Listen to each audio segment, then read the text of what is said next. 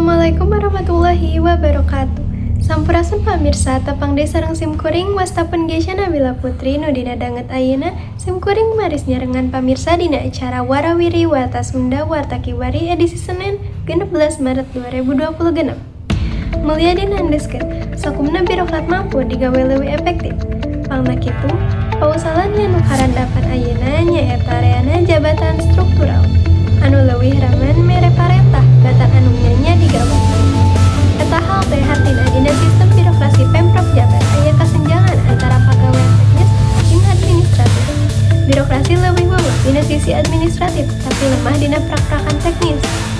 Gubernur micontoh lemahna tim pengawas jeung pelaksanaan pekerjaan di lapangan. Padahal pihak masa teka sekolah merenahkan pegawai Pemprov anu digawe secara adil di lapangan.